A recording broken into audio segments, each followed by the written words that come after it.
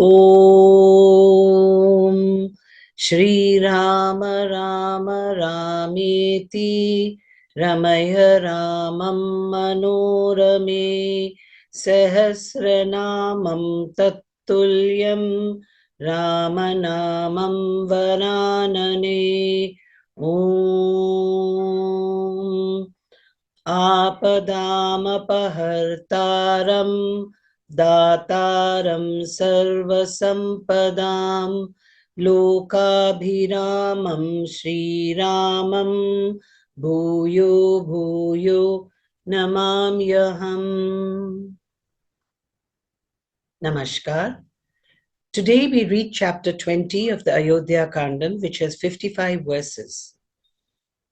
Even as SriRama issued forth from the palace of Kaikeyi, the inmates of the gynaeceum burst into a piteous wail, extorting the prince's virtues. Mother Kausalya embraces and pronounces her benedictions on SriRama as the latter approaches her and falls at her feet. Being appraised of the circumstances that had brought him there, she falls to the ground, overwhelmed with grief, and weeps bitterly, expressing her deep sorrow. आज हम अयोध्या कांड के 20वां सर्ग का पठन पाठन एवं श्रवण करेंगे। इसमें 55 श्लोक हैं। राजा दशरथ की अन्य रानियों के विलाप, श्री राम का कौसल्या जी के भवन में जाना और उन्हें अपने वनवासी की बात बताना, कौसल्या का अचेत होकर गिरना और श्री राम के उठा देने पर उनकी ओर देखकर विलाप करना। तस्मिनस्तु पुरुषव्याघ्रः निष्क्रामिति कृतञ्जलौ आर्त शब्दो महान यज्ञे स्त्रीणाम अंतपुरे तदा। उधर पुरुष सिंह श्री राम हाथ जोड़े हुए ज्यों ही कैकेयी के महल से बाहर निकलने लगे, त्यों ही अंतःपुर में रहने वाली राज महिलाओं का महान आर्तनाद प्रकट हुआ। The moment Sri Rama, a veritable lion among men, issued forth from the gynaeceum with joint palms, a loud and pathetic lament arose from the mouth of the ladies of the gynaeceum. Krityeshva choditah pitra sarvasyanantapurasya cha gatihi cha sharanam chasitase Ramo adhya pravatyati।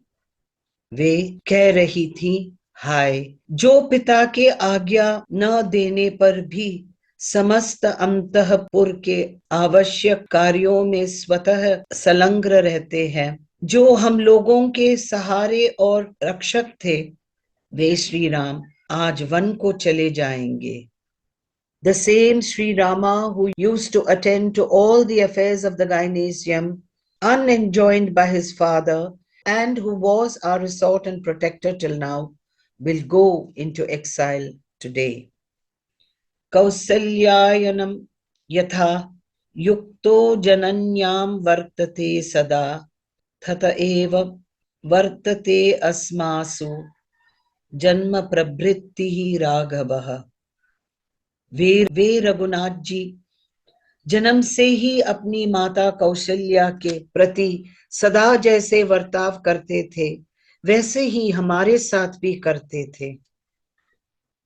Sri Rama, a son of the Raghuvamsha, has since his very birth ever been attentive to us, precisely to the same degree as he is to his mother Kausalya.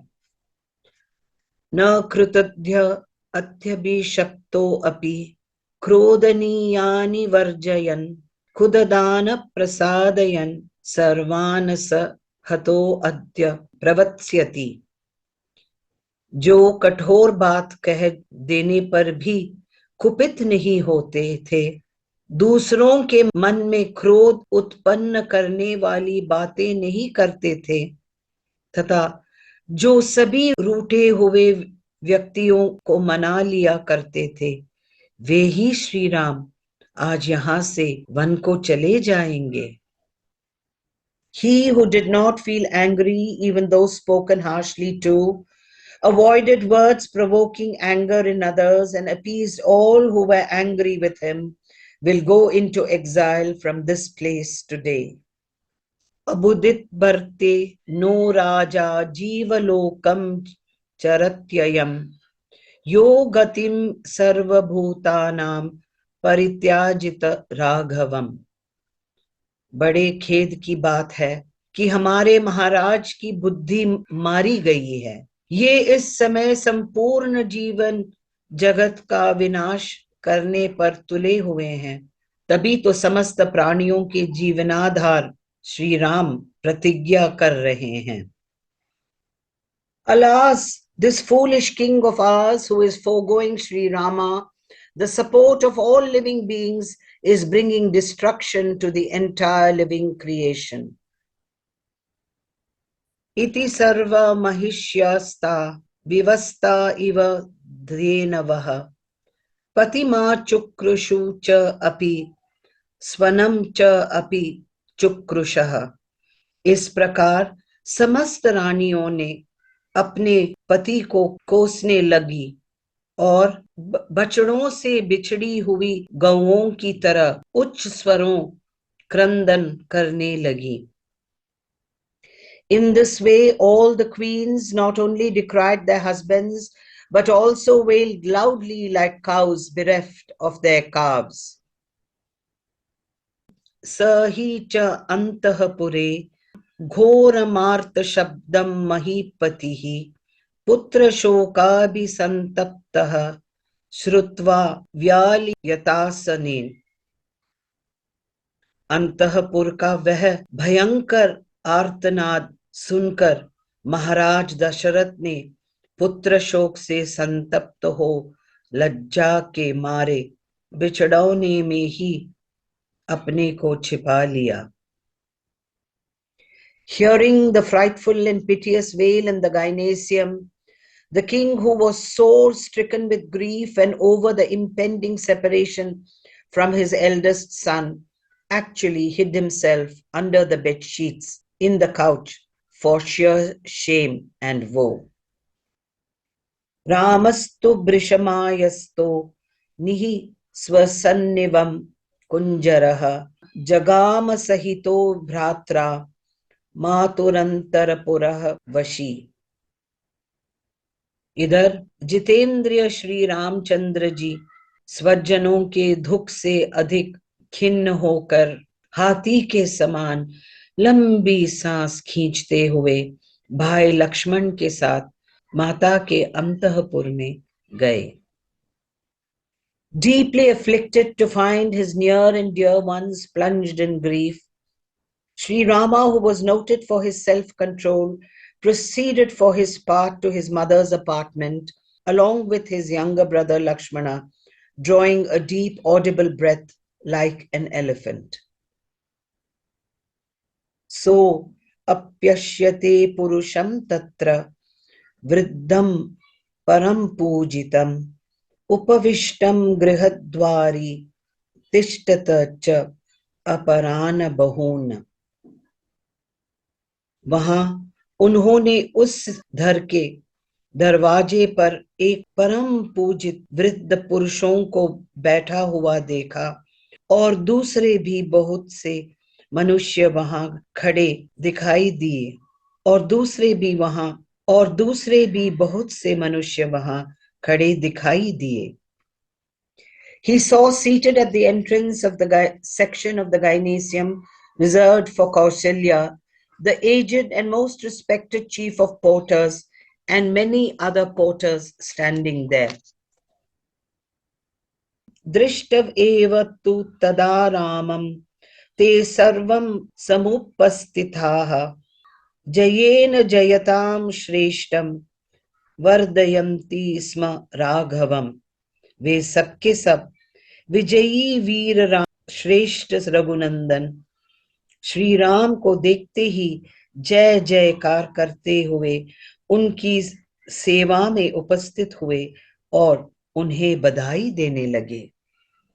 The moment they beheld Sri Rama, All flocked to his side and hailed the scion of Raghu, the foremost of the victorious, with shouts of victory.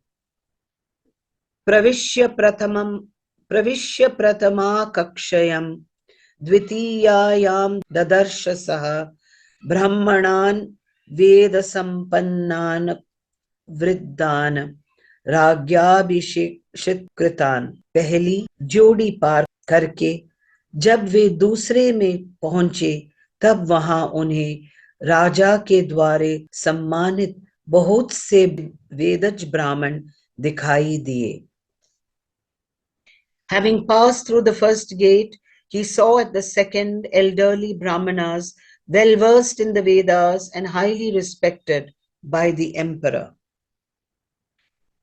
Pranamya Ramasthanam Vridansta Tritiya Ayam Dardarsha Saha Striyo Balaha Cha Vriddaha Cha Dwara Rakshanat Tatparaha. उन वृद्ध ब्राह्मणों को प्रणाम करके श्री रामचंद्र जी जब तीसरे द्योड़ी में पहुंचे तब वहां उन्होंने द्वार रक्षा के कार्य में लगी हुई बहुत सी नवव्यास्का एवं वृद्ध अवस्था वाली स्त्रियों दिखाई दी. Bowing low to the aforesaid elders, SriRama beheld at the third gate females and girls as well as aged men intent upon guarding the entrance. Vardayitva prahashtastaha pravishya cha grahastriyaha nyavedayanta tvaritam ramamatuhu priyam tada. उन्हें देखकर उन स्त्रियों को बड़ा हर्ष हुआ. श्री राम को बधाई देकर उन स्त्रियों ने तत्काल महल के भीतर प्रवेश किया और तुरंत ही श्री रामचंद्र जी का माता को उनके आगमन का प्रिय समाचार सुनाया. Felicitating the prince on his projected installation as prince regent and entering the chamber occupied by Empress Kausalya, the women, who felt extremely delighted to behold Sri Rama, promptly broke the delightful news to Sri Rama's mother on that occasion. Kausalya api tada devi ratrim stithatva samahita prabhate chakarot pujam Vishnoho putrahi teishini.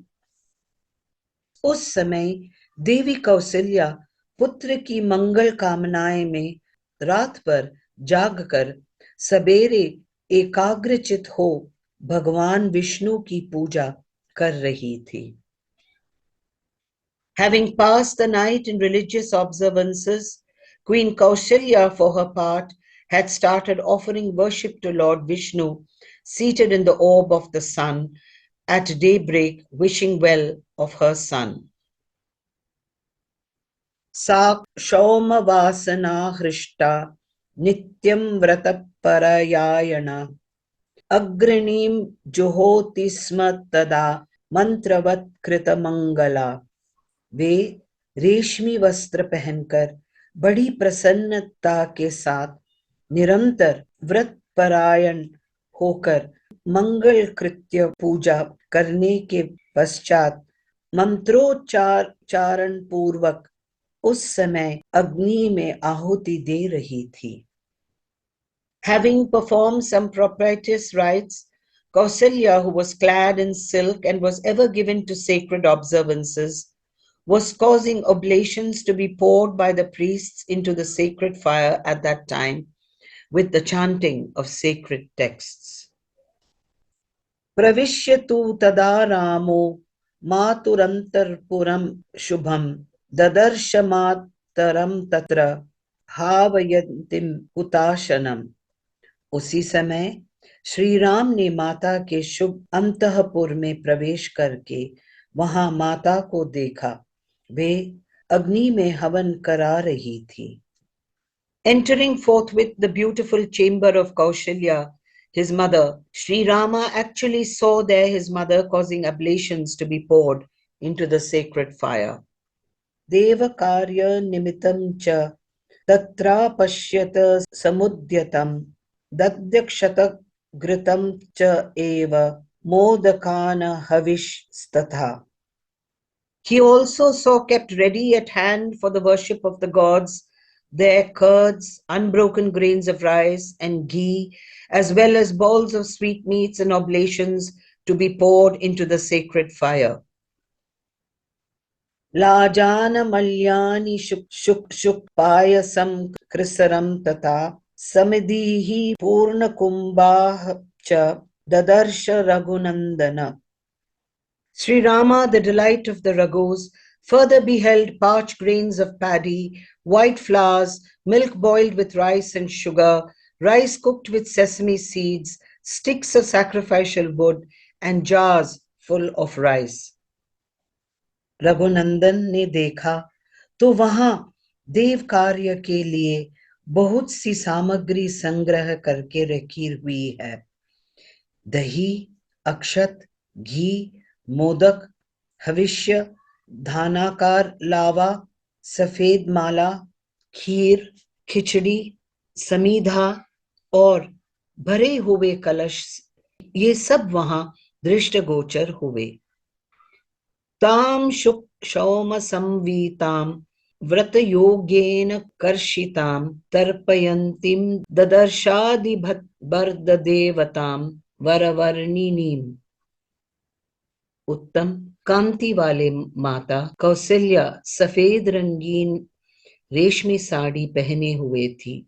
वे व्रत के अनुष्ठान से दुर्बल हो गई थी और इष्ट देवता का तर्पण कर रही थी। इस अवस्था में श्री राम ने उन्हें देखा।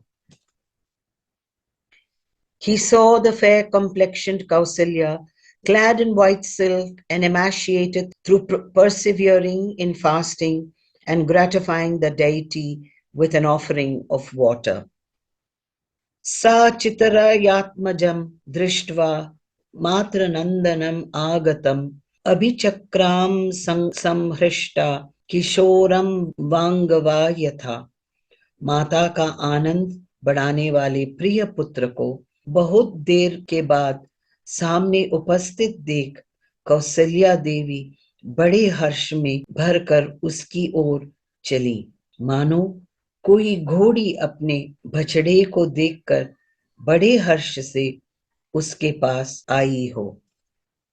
Overjoyed to behold her son, the delight of his mother, come to her after a long time, she went forward to meet him as a mare would run to meet her foal.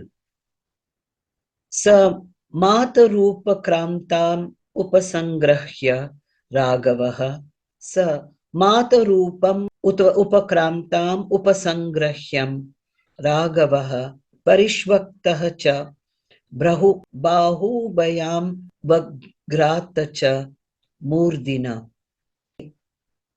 Shri Raghunath ji ने निकट आई हुई माता के चरणों में प्रणाम किया और माता कौसल्या ने उन्हें दोनों भुजाओं से कसकर छाती से लगा लिया तथा बड़े प्यार से उनका मस्तक सूंघा। SriRama, a scion of the Raghuvamsha, stood clinging to his mother with his arms placed round her neck as she approached him and was in return folded in her arms and smelt at the head as a token of motherly affection. Tam uvacha duradharsham raghavam satumatmanaha Kausalya putra vatsalyadi adid Vatsalya yadidam priyahitam vachah. उस समय कौसल्या देवी अपने दुर्जय पुत्र श्री रामचंद्र जी से पुत्र स्नेह हवश यह प्रिय एवं हितकर बात कही। Out of affection for her son, Kausalya addressed the following delightful and at the same time wholesome words, a rare combination, to her son, the celebrated SriRama, a scion of the Raghuvansha, who was hard to assail. वृद्धदानां धर्मशीलानां राजऋषीणां महात्मनां प्रजुह्यायुः च कीर्तिं च धर्म च अप्युचिंतम कुले। बेटा, तुम धर्मशील वृद्ध एवं महात्मा राज ऋषियों के समान आयु, कीर्ति और कुलोचित धर्म प्राप्त करो। May you attain the age and renown of ancient royal sages of virtuous conduct and possessing a noble soul and acquire virtue worthy of your race. Satya pratigyam pitaram rajanam pashya raghava adhyaiva tvam sadharmatma yovarajye abhisheshyati. Raghunandan, अब तुम जाकर अपने सत्य प्रतिज्ञा पिता राजा के दर्शन करो। वे धर्मात्मा नरेश आज ही तुम्हारा युवराज के पद पर अभिषेक करेंगे। Please go and see, O son of Raghu, your royal father, who is true to his promise. That pious soul is going to install you in the office of Prince Regent this very day. Datam asanam alabhya bhojanena nimrantitaha mataram ragavah kimchit prasarya anjalim bravit. यह कहकर माता ने उन्हें बैठाने के लिए आसन दिया और भोजन करने को कहा। भोजन के लिए निमंत्रित होकर श्री राम ने उसे आसन का स्पर्श मात्र कर लिया। फिर वे अंजलि फैलाकर माता से कुछ कहने को उद्यत हुए। Merely touching the seat offered by the empress when invited to breakfast and distending a bit the hollow of his joint palms, SriRama, a son of the Raghuvansha, began to speak as follows. Sahasvabhavinitah cha gauravacha tatanatah prastito dandakaranyam aprashdum upachakrame. वे स्वभाव से ही विनयशील थे तथा माता की गौरव से भी उनके सामने नतमस्तक हो गए थे। उन्हें दंडकारण्य को प्रस्थान करना था, अतः वे उसके लिए आज्ञा लेने का उपक्रम करने लगे। Nay, about to start on his long journey to the Dandaka forest, Sri Rama, who was modest by nature and was likewise bent low with reverence, proceeded to take leave of his mother in the following words. Devi, Nunam na janishe mahad bhayam upastitam idam tava cha duhakaya vaidehya lakshmanasya cha. सहस्वभावी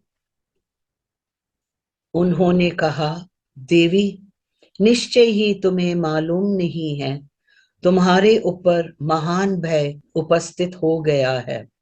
इस समय मैं जो बात कहने जा रहा हूं उसे सुनकर तुमको, सीता को और लक्ष्मण को भी दुख होगा, तथापि कहूंगा। Surely you do not know, O godly lady, that a great calamity is imminent. What I am going to reveal to you will cause you agony no less than to Sita, Princess of Videhi, and to Lakshmana. Gamishye dandakaranyam kim enanasanena me vishtarasanayo gyo hi kalo ayam mam upastitaha. विष्टरासनयोग्यो हि कालो अयम माम उपस्थितः। अब तो मैं दंडकारण्य में जाऊंगा, अतः ऐसे बहुमूल्य आसन की मुझे क्या आवश्यक है। अब मेरे लिए यह कुश की चटाई पर बैठने का समय आया है। I am just going to proceed to the Dandaka forest. What shall I do with this bejeweled seat? Time has now arrived for me to occupy a mat of kusha grass. Chaturdasha hi varshani vasyam api vijane vane kandamoola falaihi जीवना हित्वा मुनिवादम इशम. मैं राजभोग्य वस्तु का त्याग करके मुनि की बामती कंद मूल और फलों से जीवन निर्वाह करता हुआ 14 वर्षों तक निर्जन वन में निवास करूंगा. Indeed, for 14 years, I shall actually live in a lonely forest, subsisting like ascetics on bulbs, roots, and fruits, and giving up royal fare. Bharataya Maharajo Yauvarajyam Prayachati Mam Punah Dandakaranyam Vivasayati Tapasam. महाराज युवराज का पद भरत को दे रहे हैं और मुझे तपस्वी बनाकर दंडकारण्य में भेज रहे हैं. The emperor is conferring the office of Prince Regent on Bharata and exiling me to Dandaka forest as an ascetic on the other hand. Sashat chashtau cha varshani vatsayami vijane vane asevam anovyani फलमूलैहि च वर्तयन्. अतः 14 वर्षों तक निर्जन one में रहूंगा और जंगल में सुलभ होने वाले वलकल धारण करके फल मूल के आहारों से ही जीवन निर्वाह करता रहूंगा. As such, I shall live in a lonely forest for 6 and 8 years, wearing the barks of wild trees and living on fruits and roots.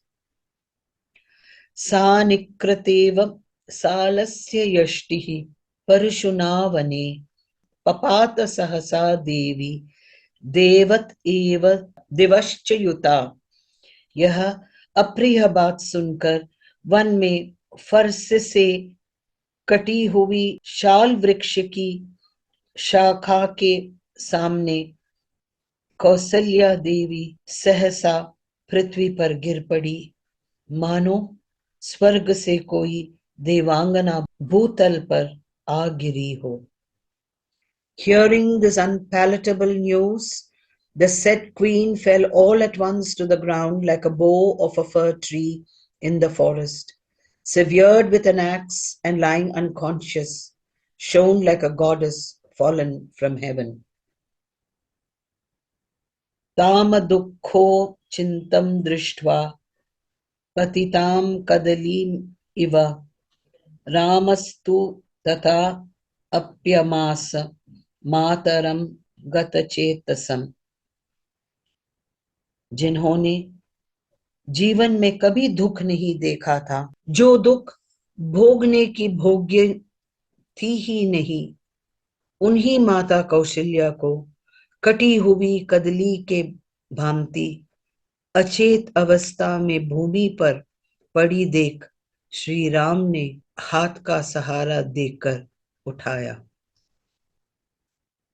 Seeing his mother, who did not deserve suffering, fallen unconscious like a banana tree, Sri Ram, for his part, lifted her up. Upavratyotitatam deenam vangavam ivavahitam pansu gunishtata sarvangnim vimamarsha cha panina. जैसे कोई घोड़ी पहले बार बड़ा भारी बोझ ढो चुकी हो और थकावट दूर करने के लिए धरती पर लोट पोट कर उठी हो, उसी तरह उठी हुई कौशल्या जी के समस्त अंगों में धूल लिप्त गई थी और वे अत्यंत दीन दशा को पहुंच गई थी. उस अवस्था में श्री राम ने अपने हाथों से उनके अंगों की धूल पोंछी. Nay, he brushed the dust with his own hands off the person of his distressed mother, who had all her limbs covered with it like a mare that had been made to carry a heavy load and had just risen after rolling on the ground. Saragavam upasinam sukhartam sukhochita uvacha purush vyagram upashranavati lakshmani. Kaushalya जी ने जीवन में पहले सदा सुख ही देखा था और उसके योग्य थी, परंतु उस समय वे दुख से कतर हो उठी थी. उन्होंने लक्ष्मण के सुनते हुए अपने पास बैठे पुरुष सिंह श्री राम से इस प्रकार कहा. Stricken with agony, Kausalya, who deserved only happiness, spoke as follows to Sri Rama, a Sian of the Raghu, a tiger among men, standing by her side within the hearing of Lakshmana. Yadi putra na jayotha mama shokaya raghavah nasma dukham mato bhuyah pashyeyam aham prajaha. बेटा रघुनंदन, यदि तुम्हारा जन्म न हुआ होता तो मुझे इस एक ही बात का शोक होता. आज जो मुझ पर इतना भारी दुख हुआ पड़ा है, इसे वंध्या होने पर मुझे नहीं देखना पड़ता. Had you not been born, my son, this would have certainly caused grief to me in the shape of issuelessness, O Sian of Raghu. Even if childless, I would not have experienced the present agony caused by separation from a grown-up and married son, greater than the former. Ek eva hi vadyayah shoko bhavati manasah apraja asmiti santapona hyayah putra vidyate. बेटा, वंद्या को एक मानसिक शोक होता है. उसके मन में यह संताप बना रहता है कि मुझे कोई संतान नहीं है. इसके सिवा दूसरा कोई दुख उसे नहीं होता. Indeed, there is only one mental anguish for a barren woman, the feeling that she is issueless. There is certainly no other agony to her, my son. न दृष्टपूर्वं कल्याणं सुखं वा पतिपौरुषे अतिपुत्रे विपश्येयम् इति रामा स्थितं मया. पति के प्रभुत्व काल में एक ज्येष्ठ पत्नी को जो कल्याण या सुख प्राप्त होना चाहिए, वह मुझे पहले कभी नहीं देखने को मिला. सोचती थी पुत्र के राज्य में मैं सब सुख देख लूंगी और इसी आशा से मैं अब तक जीती रही हूं. Indeed, no good fortune or happiness was enjoyed by me in the past through the efforts of my husband. Hope was, however, entertained by me, O Rama, that with my son in power, I might see both in abundance. Sa bahunya manogyani vakyani hridayarchitadam aham shroshe sapati नाम वरनाम परासती. बड़ी रानी होकर भी मुझे अपनी बातों से हृदय को विदीर्ण कर देने वाली छोटी सौतों के बहुत से अप्रिय वचन सुनने पड़ेंगे. Seniormost though I am of all the queens, I shall in my present plight, as separated from you, hear many unpalatable words from my junior co-wives, who will rend my heart thereby. Ato dukhastaram kim nu pramadanam bhavishyati mama shoko vilapa cha yadrasho ayam nanattakah. स्त्रियों के लिए इसे बढ़कर महान दुख और क्या होगा. अतः मेरा शोक और विलाप जैसा है, उसका भी अंत नहीं है. What can possibly be most painful than this for the fair sex? The kind of grief and lamentation that has now fallen to my lot is unending. Tvai sannihite apyevam aham masam nirakrita kim punaha proshite tat shruvam maranamevahi. तात तुम्हारे निकट रहने पर भी मैं इस प्रकार सौतों से तिरस्कृत रही हूं, फिर तुम्हारे परदेश चले जाने पर मेरी क्या दशा होगी? उस दशा में तो मेरा मरण ही निश्चित है. Even with you by my side, I have been despised. How much more shall I be despised when you are away, O dear child? Surely my death is but inevitable. Atyantam nigrahitasmi bharatuhu nityam samamata parivarena kaikeyaha samavapyatha vavara. पति की ओर से मुझे सदा अत्यंत तिरस्कार अथवा कड़ी फटकार ही मिला है. कभी प्यार और सम्मान नहीं प्राप्त हुआ है.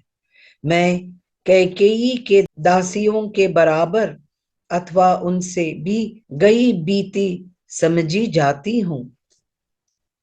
Not esteemed by my husband, I have always been greatly snubbed by him. I have been treated on a par with or even on a lower footing than Kaikeyi's servants.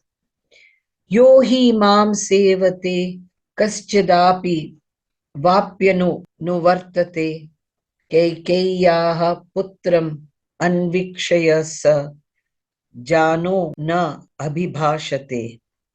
जो कोई मेरी सेवा में रहता या मेरा अनुसरण करता है, वह भी कैकेयी बेटे को देखकर चुप हो जाता है, मुझसे बात नहीं करता है. Whosoever serves me or even speaks kindly to me would no longer speak to me on perceiving Bharata. Nitya krodhataya tasyaha katam na kharavaditat Kaikeya vadanam drishtam putra shaksayami durgata. बेटा, इस दुर्गति में पड़कर मैं सदा क्रोधी स्वभाव के कारण कटु वचन बोलने वाले उस कैकेयी के मुख को कैसे देख सकूंगी? Reduced to a bad plight, my son, how shall I possibly be able to cast my eyes on those lips of Kaikeyi, uttering harsh words due to her being constantly angry?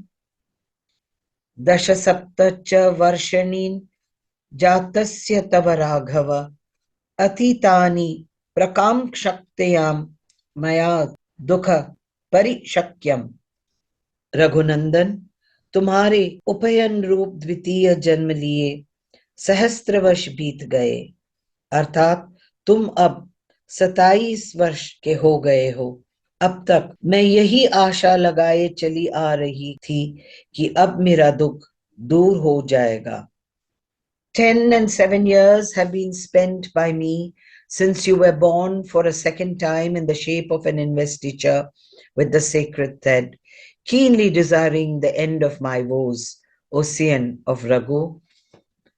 Tat kshakyam mahadhukham na utsahe sahitum chirat विप्रकारम सप्तनी नामेवं जीर्णापि Raghav.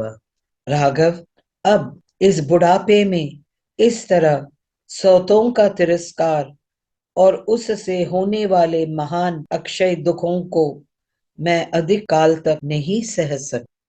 Though worn out with age, I am unable to suffer for a long time that great agony in the shape of the contumely of my co-wives, which knows no end, Ocean of Raghu. Apashyanti tava mukham paripurna shashipratham kripana vartayishyami katam kripana जीविका. पूर्ण चंद्रमा के समान तुम्हारे मनोहर मुख को देखे बिना मैं दुखीन दयनीय जीवन वृतीत से रहकर कैसे निर्वाह करूंगी? Unable to behold your countenance, possessing the splendor of the full moon, and dragging a wretched existence, how shall I survive distress as I already am? Upavasaihi cha, yogaihi cha, bahubihi cha, parishramaihi, dukha samvardito megham tvam hi durgataya maya. बेटा, यदि तुझे इस देश निकल ही जाना है तो मुझ भाग्यहीन ना ने बारंबार उपवास, देवताओं का ध्यान तथा बहुत से परिश्रम जनक उपाय करके व्यर्थ ही तुम्हारा इसने कष्ट से पालन पोषण किया है. In vain indeed have you been brought up through great hardship with the help of a number of fasts and meditations on the various gods involving much toil, unlucky as I am. Stiram no hridayam manye mamedam yannadiriyate pravrishiva mahandhyaha sprashtam kulam navambasa.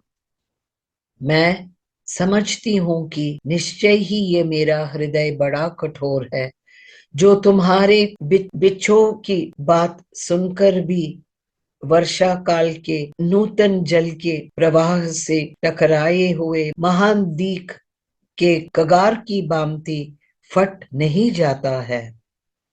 I conclude this heart of mine to be hard enough inasmuch as it does not get riven any more than the bank of a large river like the holy Ganga, even though washed by the new waters in the rainy season.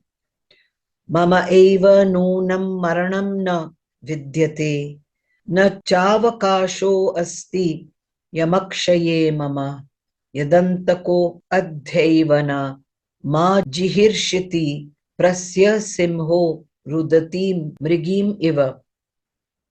निश्चय ही मेरे लिए कहीं मौत नहीं है, यमराज के घर में भी मेरे लिए जगह नहीं है. तभी तो जैसे किसी रोती हुई मृग को सिंह जबरदस्ती उठा ले जाता है, उसी प्रकार यमराज मुझे आज ही उठा ले जाना नहीं चाहता है.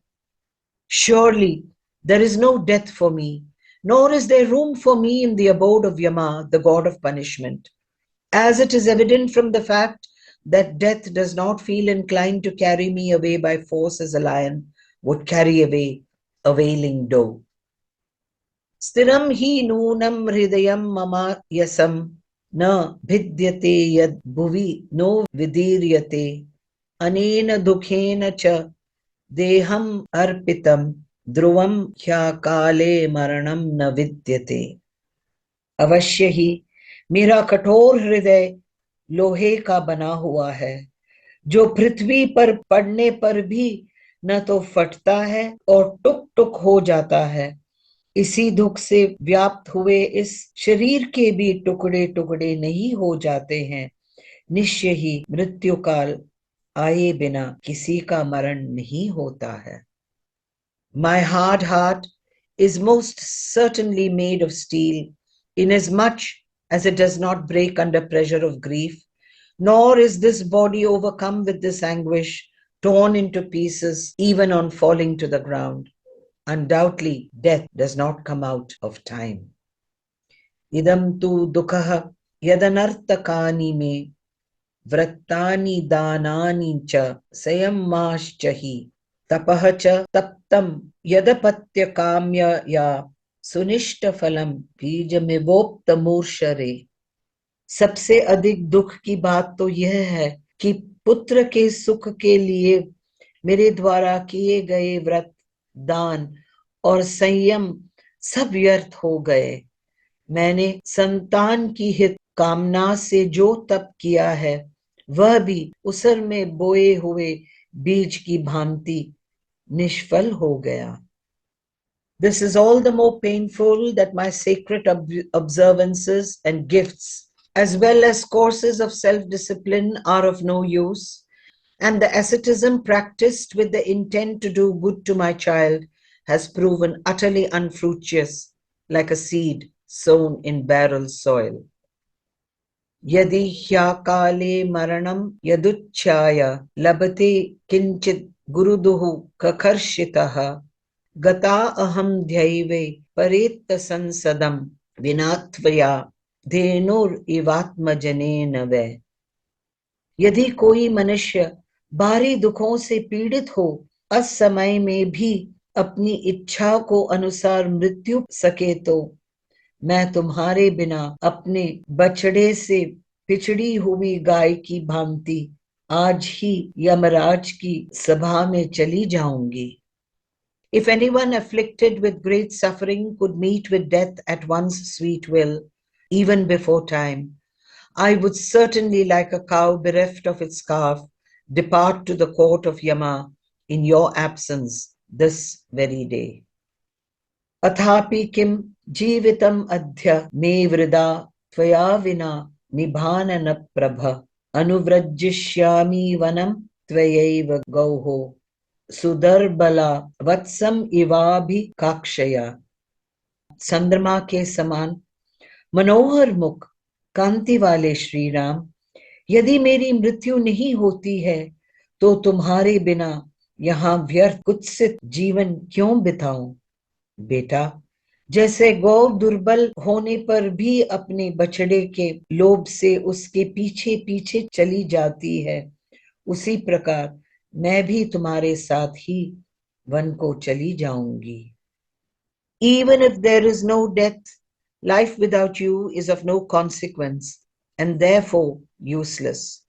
O Rama, who has a moon-like splendor on your countenance, though very feeble, I shall, like a cow following its calf through ardent longing, definitely proceed with you to the forest. Brusham sukham marshitam tada bahu villalapa samikshaya raghava vyasanam upanishyamyam samahat sutam iva buddhamevaksha kinnarim. अनेक वाले भारी दुखों को सहने में असमर्थ हो महान संकट का विचार करके सत्य के ध्यान में बंधे हुए अपने पुत्र श्री रघुनाथ जी की ओर देखकर माता कौसल्या उस समय बहुत विलाप करने लगी, मानो कोई किन्नरी अपने पुत्र को बंधन में पड़ा हुआ देखकर बिलख रही हो.